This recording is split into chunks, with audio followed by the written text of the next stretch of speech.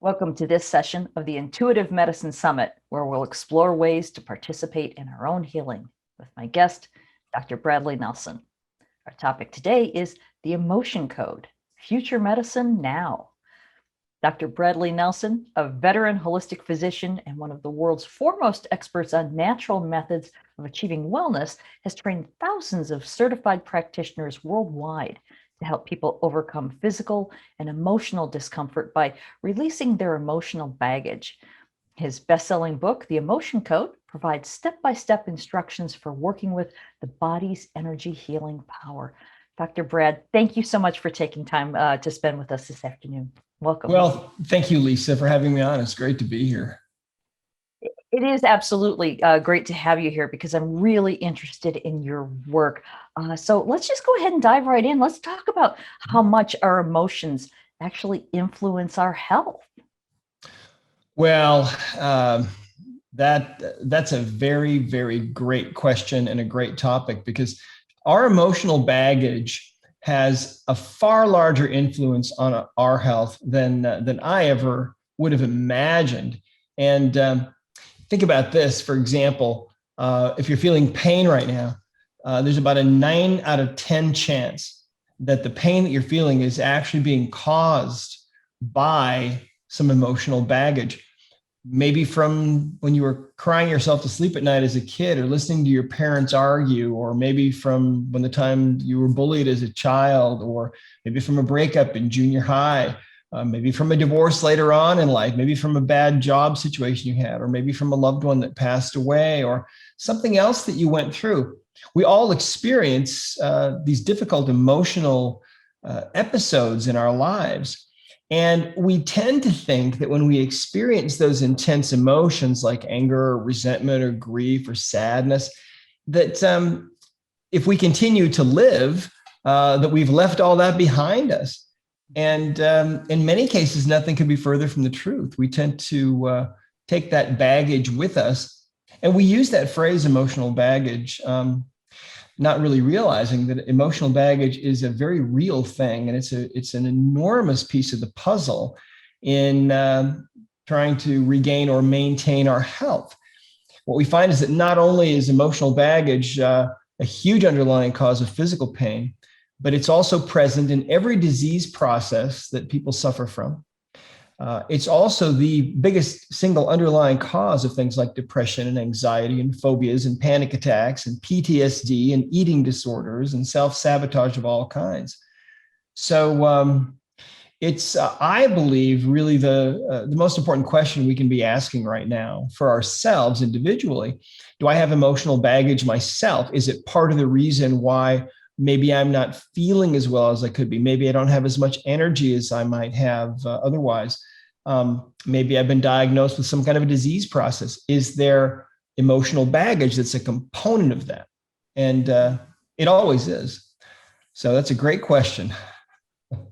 Well, it certainly does lay a foundation. So there's so much we can dig into now. Let me just make sure that I understand this correctly, that your emotion codes, that's what you're calling your work, that this is about understanding, identifying, and releasing emotions, basically codifying emotions that are associated with various forms of illness.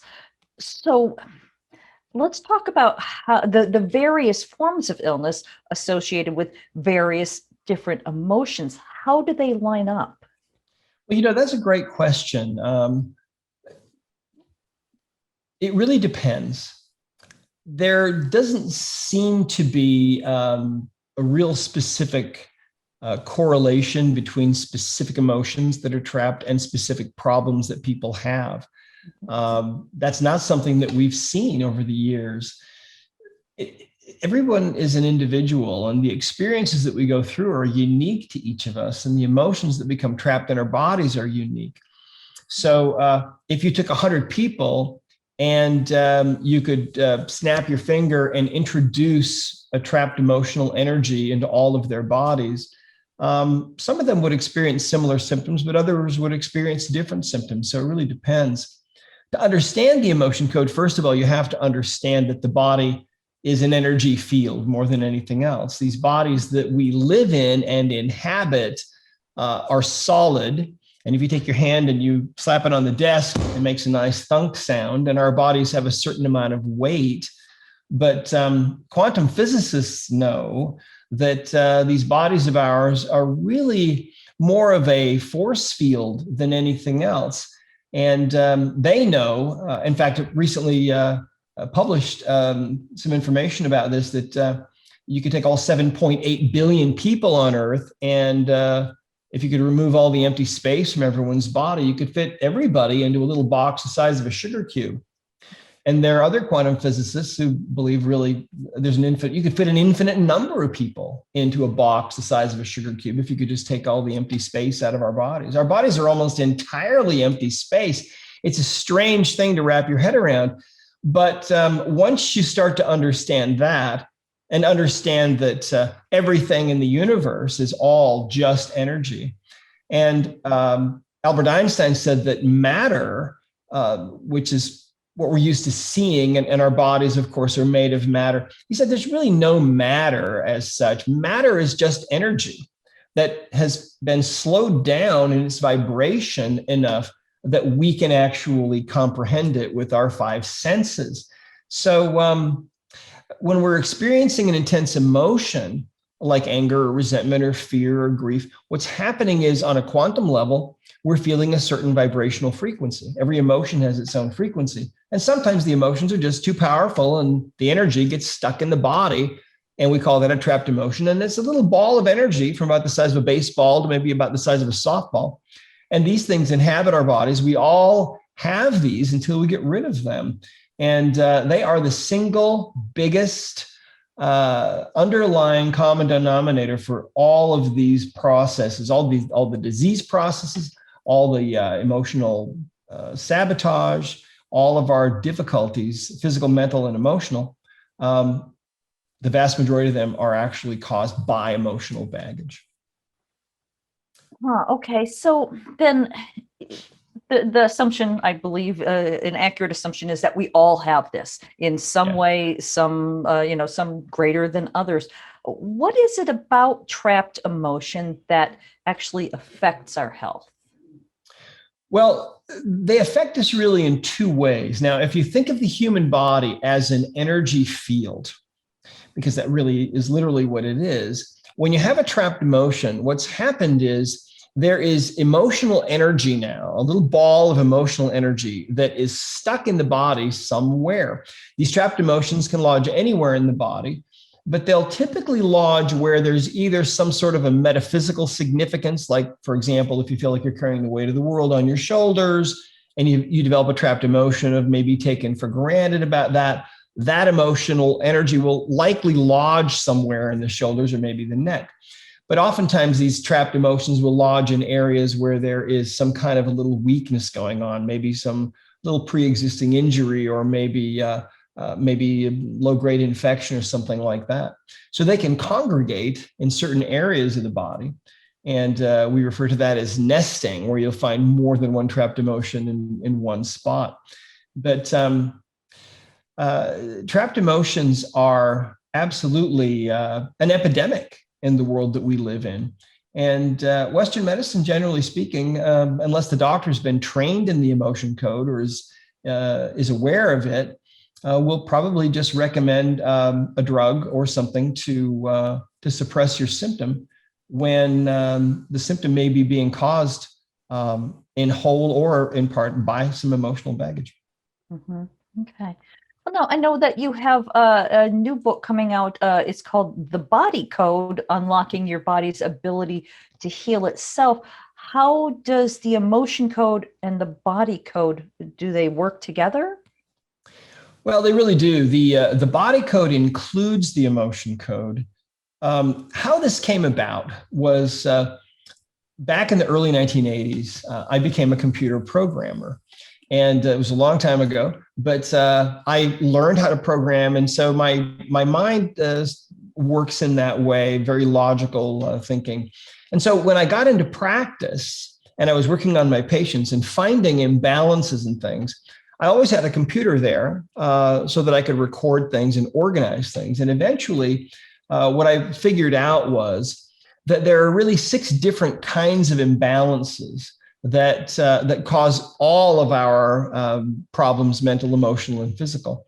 Now, the oldest idea in the history of healing is that balance and imbalances are the things that need to be looked at. The more imbalances you have going on, the more likely you are to develop some kinds of symptoms, right? And what I found was that after categorizing these things for many, many years, there are really 6 different kinds of imbalances. Trapped emotions are in one of those areas, one of those 6 categories. But because 80% of all the imbalances that we suffer from as human beings are actually emotional in nature, I wrote the Emotion Code book first. But then about a year later, I had this experience, Lisa, where I woke up one morning and my mind was full of instruction. And I was specifically told, you need to take everything that you've learned about natural healing and put it into a self-study course that anyone can learn and make it available to everyone, everywhere. And so that was really a multi-year project to create what we now have available as an app that people can use the body code and find imbalances. You see, really what it all comes down to is the subconscious mind. You see, we all have a conscious mind where we spend all of our waking hours. And our conscious mind, we like to think that we're smart, but, we forget things all the time. We drop the ball all the time. We can't remember what happened yesterday sometimes, right? We forget something as large as a car in a parking lot. I mean, that's a big thing to forget about. And, so that's who we are as human beings. The subconscious mind, on the other hand, is this incredibly, vastly intelligent part of us that is connected to the database of all that is, the morphic field, as Rupert Sheldrake would say, or the light of Christ, the universal intelligence that fills everything, fills the universe. So what happens is the subconscious mind, you see, is basically, you can think of it as a holographic computer. It's an archiving computer that is remembering everything you've ever done, every face you've ever seen in a crowd, everything you've ever eaten or tasted or touched or smelled, the whole history of every cell in your body, I believe down to the quantum level, is recorded in this computer. And so this idea really goes back to when I was in chiropractic college, 32 years ago or more, where my instructors would say things like, the brain is the most amazing computer. Well, that's what I was doing for a living right before I went to school. And so I can remember sitting there thinking, gee, if it's really a computer, I wonder if we'll ever have the technology to tap into it and ask questions and get answers, because wouldn't that be the ultimate way to work with people, to figure out what's really going on with them? And that is precisely what the body code and the emotion code are. We simply ask questions and get answers. And it's amazing how powerful it can be. And sometimes interesting things happen. I remember, for example, I'll share a story if I can. There was a woman that came in to see me once, many years ago now, who had been hospitalized for 5 days with this really severe abdominal pain. And at the hospital, they ran every test known to man and they couldn't find anything. And so they finally said, well, we can't find anything wrong with you, so we can't really help you. So they released her. So she comes into my office the next day, and I mean, she's in bad shape. She's really in severe pain. I didn't know what else to do, so I got out the body code as it was back then, and I started asking questions and getting answers from her subconscious mind. And so I cleared a few trapped emotions. And one of the things that I found was I was taken by her subconscious into this area where we have the nutritional items, the nutritional elements and vitamins and minerals and things. And it went to chromium. And so I thought it was an incidental finding. And I said, you need chromium? I said, we don't have any. We're out of it right now, but I think you should get some. She said, okay, fine. So she leaves the office. The next day she comes back in and she's actually worse. And I remember thinking, okay, they must have missed it. She's going to burst her appendix here and, she might die. And I didn't know what else to do. So I broke out the body code, started asking questions of her subconscious mind. Out of all the thousands of possibilities, the first thing that showed up was chromium again. And only at that point did I remember, oh, yeah, that showed up yesterday. I thought it was incidental, but maybe she really needs it. So I told her, I said, listen, this is showing up. You need chromium. I don't know why, but I want you to just leave my office right now. Go down the street, go to the health food store, buy some chromium, ask them for some water, open it up, take some right there, and then come back. 20 minutes later, she's literally jumping up and down in my waiting room saying, I'm fixed, I'm fixed. She couldn't believe it. She said the instant that she took the chromium pills, tablets, the pain was just instantly gone. The severe pain that she'd been hospitalized for had been going on for a week. And she asked me, she said, how did that work? And I said, well, I have no idea. But I said, luckily, your subconscious mind knew you needed that. And luckily we, were able to ask questions and get answers. That is the whole nature of this work that we're doing. And that's why it's so powerful, see, because we each have this perfect knowledge, this perfect understanding within each one of us of what we really need, what our symptoms are really being caused by, why we've really developed this disease process, whatever it might be. The subconscious knows. And so this understanding is really, I believe, going to change the world ultimately. It has to. We need something better. This is really fascinating. Can you tell us a little bit more about the app itself? How do you use it on your own? Because this woman was working with you, a practitioner. How does just a regular person use this app, get information, and then do you suggest that they work with their practitioner? How does this whole thing work? Well, everything that we do is with both the emotion code and the body code is really designed so that people can learn this themselves. And that was the instruction that I was given. You need to take everything that you've learned, make it available to everybody, everywhere, self-study course. And so people can learn the emotion code. You're only looking for trapped emotions with the emotion code. That's it, nothing else. But because 80% of our problems are actually being caused by trapped emotions, if you start using the emotion code, you're going to find things change. You're going to find a lot of shifts happen and a lot of things improve and get better. And that's what's driving this success of the emotion code all over the world in all these countries around the world. We've got 7,000 people now certified to do the emotion code for a living in 80 countries around the world. So, the cat's out of the bag. The body code is the same way. The body code is really designed. It's incredibly simple. If you can imagine, let me share a story with you. The youngest person that we know of who has used the emotion code successfully is only 5 years old, little girl in Mexico City. And her mother told us that she has the body code on her iPad. Now, if you can just imagine 6 images on an iPad, okay, those are the 6 main imbalances. And if you touch one of those, it takes you deeper into that particular kind of imbalance. So it's a knowledge base. It started out as a mind map. It still is. So it's easy to click on things and just touch things and be taken to where you need to go. Well, this little girl doesn't know how to use muscle testing, but she has a pretty good sense of intuition. And so what she would do is she would just tap through and she would find imbalances going on. And she would take the iPad to her mom and say, Mommy, Daddy has this, I think. And her mom would check. And sure enough, she was apparently always right, which isn't surprising. Wow. So is the app a downloadable for Android, for iPhones? Yep. It's available on Android, iPhone. It's currently called the Discover Healing app. And that's the name of our website. What we do is we help people to discover healing for themselves and discover their own healing abilities. And so it's got a 30-day free trial. You can download it and try it out. And but it really is going to change the world. It's an amazing thing. There are some of the top clinics now around the world use the body code. In fact, for example, the Santa Vive clinic down in Baja, they work with cancer patients and other patients from all over the world. They've had our body code practitioners rotating in and out of there now for, I don't even know how long, probably 4 or 5 years, maybe more. And so the body code is incredibly simple, yet it's powerful enough that it's actually changed the practices of many healers and practitioners all over the world.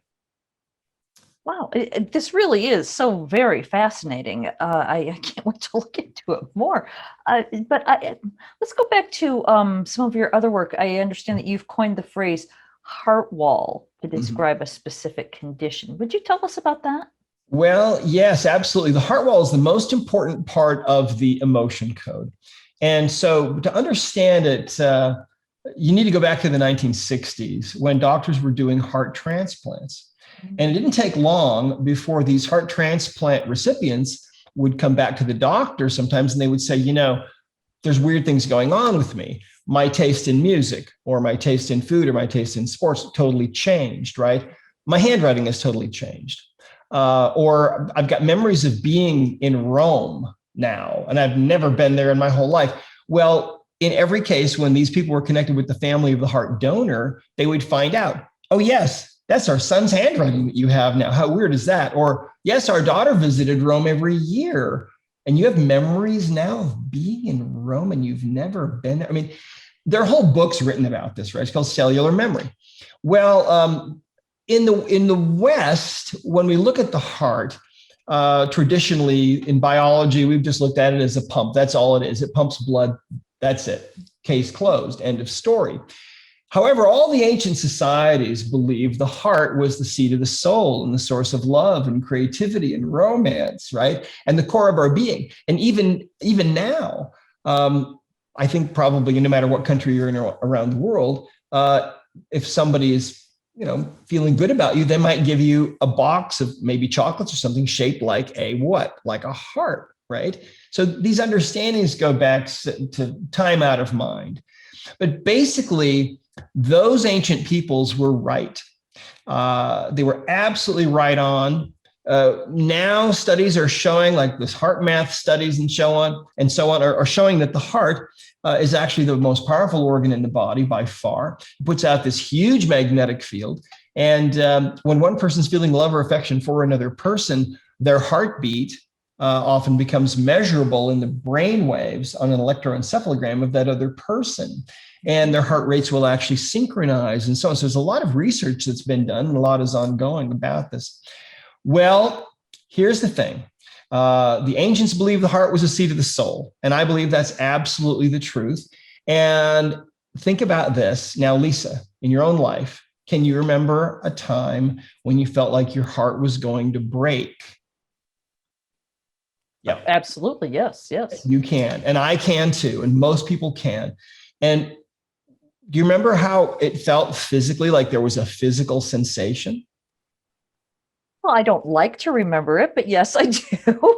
No, I know you don't, right? But the point is, the vast majority of us have felt that at some point where you feel like there's an elephant sitting on your chest or like you can't breathe, like you're choking kind of. What's going on there when you're really deeply grieved or you're really being hurt? Your heart is under assault. The heart is the core of your being. So what will happen is the heart or the subconscious mind, I actually tend to think that the heart probably is the seat of the subconscious, really. But I think what happens is that subconscious mind then puts up a wall around the heart. And that wall is literally made from your emotional baggage. And so you end up with layers of grief and sadness and resentment and pride and shame and shock and feelings of unworthiness and so on that then surround your heart. Now, it's an effort by the subconscious mind to protect your heart from being what? From being broken, right? And so it's a great thing temporarily when the bombs are falling. But, when the divorce is finalized or the bully moves away or whatever it might be, you probably still have that wall. So what we find is that 93% of people have this heart wall phenomenon going on. And so what it does is, you see, love is not only a verb, it's also an energy. So when you're feeling love or affection for another person and you've got a heart wall, that transmission gets affected. And one of the very first people that I saw after this was, we didn't really discover this. This was actually kind of shown to me in a vision. My wife had a dream, and the whole story's in the Emotion Code book, but it's really amazing. But one of the first people I worked with was a nurse who came to see me. She was 38 years old. She came to me for neck pain. She'd seen a couple of doctors that hadn't been able to help her. And so as I was talking with her, she told me that she had not dated in 8 years. She was single. She was never going to date again, ever. And she was going to, be single all of her life and die a single woman. And I said, well, why do you feel that way? What brought you to that conclusion? And she said that 8 years before, she was really deeply in love with this guy who dumped her and broke her heart. And so I tested her and found she had this wall. Now, this is all in the emotion code book. Okay. Of course, it's in the body code as well. Everything in the emotion code is in the body code. But the emotion code book, all the instructions, everything, how to do this are all in there. You can do this yourself. So it took me about probably 2 or 3 minutes to release 3 layers. There were 3 trapped emotions making up this wall around her heart. And they all had happened in the breakup 8 years before. And so when I was done and cleared the last emotion, the heart wall was gone. And all of a sudden, her neck pain just instantly was completely gone. That's why she'd come in. I didn't even have to touch her neck. And she left the office feeling totally fine and didn't come back for 3 months. And when she came back in, I'll always remember this. I looked at her in the hallway and I said, hey, I haven't seen you for a while. How are you? She said, she said, my neck's been fine since I was here. But she said, you cleared that heart wall for me. She said, that really works. She said, about 2 weeks after I was here, I found out my childhood sweetheart has been living right around the corner from me for almost 8 years. And we're dating and we're in love. And I think he's going to ask me to marry him. Right. And I remember thinking, man, this stuff is so powerful. It's unbelievable. But this kind of thing, you see, is happening all over the world now because people are finding out that when that wall is taken down and their heart suddenly is open, that then they start attracting things into their life that they really want. People fall in love who never thought they would. People are finding their soulmates, in their 80s and even 90s. We're getting stories. We got 10,000 stories now from all over the world about this. So think about this. If you've got a heart wall, and chances are pretty good that you do, 93% of people do, I think it's the most important thing that you can do for your own mental health, but also for your physical health, because you see the heart communicates to all the cells in the body with every beat. And when you've got a heart wall, that gets garbled and that information doesn't get through as well. So in a nutshell, that's what the heart wall is about. And during those years that I was in practice working with people that were so hopelessly sick, I found that all of those people that have been told that there was no cure for them, they all had this heart wall phenomenon going on. And removing that wall, taking down those emotions so their heart was open again, was really a secret key to helping them all get better. That's, again, just fascinating. I wonder, can you talk about I know you just said secret, but what is it that you do to clear this? Well, it's actually really simple. One of the things that we do is we teach a number of different methods of tapping into the subconscious mind. And so, for example, one of the most common methods that people use, that I use a lot, is this method called the ring and ring test, where you make a ring inside of a ring. And then you talk to the subconscious mind. If I wanted to work on myself, I could simply, for example, I could ask, do I have a trapped emotion that needs to be released? And if I got a yes answer, let's see if I actually do get a yes answer. I get a no right now because I've cleared out all my stuff quite a while ago. I still check myself periodically. Okay. But let's say, for example, I'm working on myself and I have a trapped emotion. Or I ask that question, do I have a trapped emotion that needs to be released? Maybe I've got a headache. I could ask, do I have a trapped emotion that I can release that's, contributing to my headache? Maybe I get a yes answer, strong for yes, weak for no. Okay. And we teach these methods. Then what I could do is I could take this chart. This is the emotion code chart. This is in the book, of course. And this is simply a chart that's on a magnet that we sell through our store, kind of handy. There are, I don't know if you can see this, probably not, but there are 6 rows here and 2 columns, 60 emotions in the chart. Now, my subconscious mind would know what that emotion is. Consciously, I have no idea. But what I could do then is I could simply ask some questions and eliminate this. So is this trapped emotion that my subconscious mind knows about? Is this trapped emotion in column A? Maybe I get a no. So that means it's in B. And then I could ask, is it in one of the odd rows in B? Let's say I get a no. So that means it's in one of the even rows in column B, 2, 4, 6. So is it in row 2 or 4? Let's say it's in row 4. So that would take me to this little box right here where I find some trapped emotions. Is it depression? Is it frustration, indecisiveness, panic? Maybe it's a trapped emotion of panic. Okay. And then what I would do is we have flow charts for this. Then I would ask, well, do I need to know more about this? In other words, before the subconscious mind will allow an emotional energy like this to be released, sometimes you have to dig a little bit deeper. And sometimes you have to figure out, when something happened. And so if my subconscious mind said, in answer to the question, do I need to know more about this? If the answer was yes, then I could ask, well, when did this occur? Did it occur earlier than age 30? No, between 30 and 40, 40 to 50. Okay, between 40 and 50. Between 40 to 45, 46, 47. Okay, around age 47. Do we need to know more about this? No. Now, sometimes you might have to dig a little bit deeper, but usually that's about all you'll need to know. And then you might have a memory come back to you, maybe right then, maybe the next day. Or the day after even, sometimes that happens. And so then to release a trapped emotion, once it's ready to be released, you can just use a magnet, like one of these. Any kind of a magnet works. You don't have to spend money on a magnet. You can use a refrigerator magnet.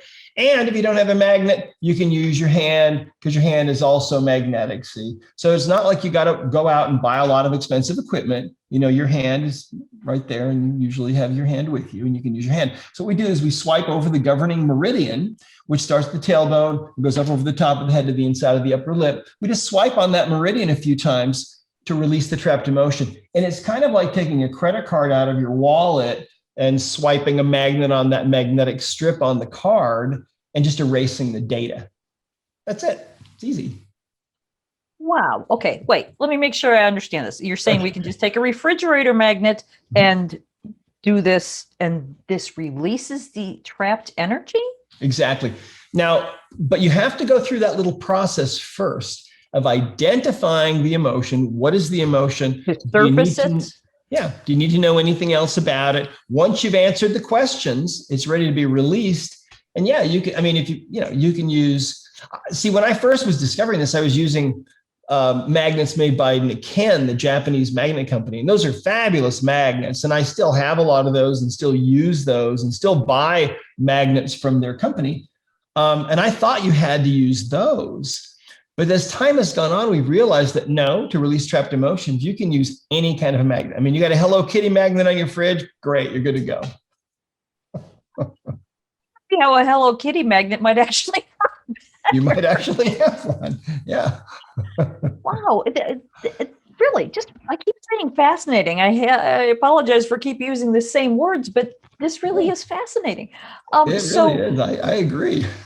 So then this really is something that you can do yourself. You don't necessarily have to work with a practitioner, although that I'm sure would be helpful, but it is something that you can learn to do on your own. You can absolutely learn to do this on your own. And it can really be so powerful and so fun. One of my favorite stories is from a woman that we met at one of our conferences. And she told us this story. She said that she bought the Emotion Code book and the book on audio and started listening to it and reading it. And her son started reading it and listening to it as well. And she thought that was kind of cute. He started practicing with his friends. And a couple of weeks go by and the phone rings one day and she answers the phone. And the woman on the other end of the phone line identifies herself as the mother of one of this woman's son's friends. And she basically says, listen, she said, my son has had a phobia, a severe phobia of water all of his life. You can have a phobia to anything, and a phobia to water. He probably got maybe stuck in the womb too long or something and developed a phobia. I don't know. Or maybe he had some kind of near drowning or something, but that's typically what causes phobias, is some kind of experience. And so anyway, she said, we've tried everything to fix him. We've taken him to everybody that we possibly can take him to. And nothing's helped. She said, it's been very disruptive to his life, as you might imagine, and to our life as a family, but we've just kind of worked around it and lived with it. She said, right now I'm at the community pool. My son is out playing in the water with the other boys for the first time in his whole life. She said, your son did this. She said, how is this even possible? Those two boys are only 11 years old. Think about that. So this little 11-year-old boy learned how to do the emotion code, helped his friend, and knocked the phobia right out. Isn't that interesting? Yes, it is absolutely. Yes, interesting, fascinating even. I wonder, can we go back to the woman that you said that you helped, who said she would never fall in love again? And you said she had many, many, many, many layers of this heart wall. No, and you worked she just had 3 layers. There were just 3 trapped emotions. Yeah, and they all had to do from the breakup 8 years before. Now people can have, I've seen people with just one heart wall, just one emotion, one layer. We would refer to that as a heart wall emotion. No matter how many trapped emotions make up the heart wall, we refer to it as a wall, just one wall. But sometimes people will have 10 trapped emotions, or maybe 20, maybe 24 at the outside. You never know. I mean, everybody's different. Some people might have more trapped emotions than that, but it's just a process. Of course, my wife was the first person that we found this really on her. It was shown to us. What happened was in 1998, she woke me up, and early one morning, she'd had a dream. And in the dream, there were these 3 symbols, and she knew they had to do with her health and well-being. So we figured out the first 2 and took care of those. And then when I turned my attention to the 3rd symbol from a dream, all of a sudden, I have this waking vision where I'm looking down this hallway. Instead of the room that we're in at this hotel, I'm looking down this hallway at this incredibly beautiful hardwood floor. I mean, it can bring me to tears sometimes still to this day. If I think about it, it was the most beautiful thing I've ever seen. And at the same time that I'm seeing this, I have this understanding that comes into my mind that my wife's heart is underneath this floor. And I have no idea what this means. I mean, it's just so weird. It was so weird. And I told her what I was seeing and understanding. She had no idea either. So we said a prayer and asked for some understanding. And then we started muscle testing her. Well, she was born into a very volatile family. And we found that around age 2, she had started to put up a wall around her heart, or her little heart was going to break. See? And so the price that she paid for having this heart wall all of her life was that she never really felt like she belonged anywhere. Even with friends that she'd known her whole life, she felt like she was kind of always the odd person out, and that if she disappeared, nobody would really notice. She always felt, she battled with depression and anxiety. It was easy to feel negative emotions, harder, took effort to feel positive emotions. And when that wall was finally taken down, it took us a couple of weeks. It goes faster now, but it took us a couple of weeks at that point. When that last wall, that last emotion was taken down and the heart wall was gone, all of a sudden, things shifted for her in just an amazing way. She suddenly felt like she belonged, and it just changed her really in so many ways. And so that really is, it's the heart of the emotion code. The heart wall is the most important thing you can do with the emotion code. I mean, just getting rid of the heart wall can change your life, and it's changed many, many, many lives all over the world. It's really the most powerful thing you can do. It's incredible. Yeah, it sounds like it. So then I'm wondering what I misunderstood what you're saying about this other woman having many more walls. But suppose somebody does have a large number. How do you know when you're done? Oh, well, it's pretty easy, really. Usually the body will be able to release 8 to 10 emotions in a setting. Now, sometimes more, but we don't really recommend that you remove more than about that many in a session, because sometimes then the person might be really wiped out the next day. Okay. Sometimes they're processing symptoms. So we sell, for example, on our website, we have staff practitioners who do heart wall packages, and they will work on a person. Usually it's a 3-session thing.